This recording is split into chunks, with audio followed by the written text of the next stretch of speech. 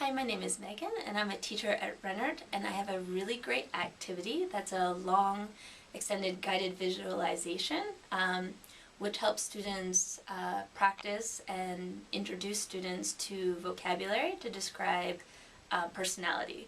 And this is really great for an intermediate level, and if you want, you could also supplement it with idioms to describe life for a more advanced level.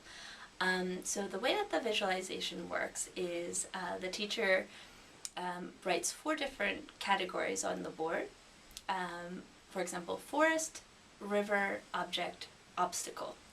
And the teacher takes the students through a story, which involves all of these different facets, and writes questions on the board.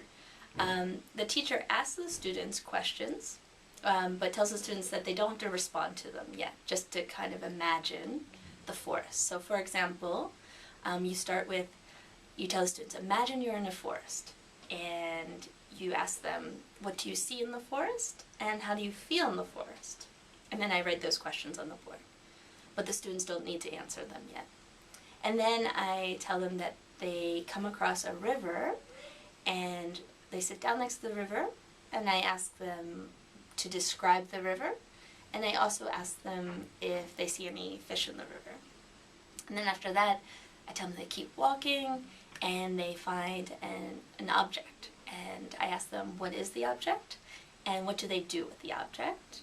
And then finally, they really want to leave the forest, but they come across some sort of obstacle. It could be a person, a bridge, and then I ask them, what is the obstacle, and how do they overcome the obstacle? And then I give the students a few minutes to think about it and reflect on it. And if you really want to be funny, you can even make it into like this sort of yoga meditation kind of thing for them and turn out the lights.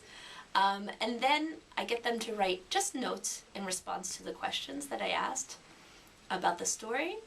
And then I do a final reveal after I get the notes, or after the students write the notes. I do a big reveal, and I usually prompt them, like, well, what do you think the forest means? And at this point, they start to understand it's kind of like a personality test. So the forest represents life and your attitude towards life.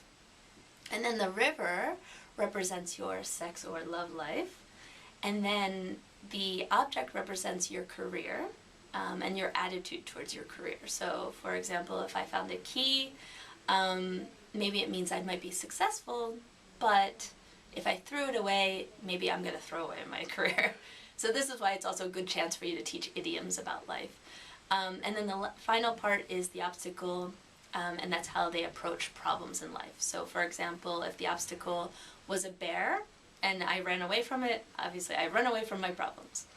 So after I do the reveal and tell the students what each symbol represents, then I get them to interview their partner, asking the same questions. So what did your forest look like? What was the object? And then the students have to interpret them and talk about personality. Well, I think she's optimistic because her forest was really sunny and bright.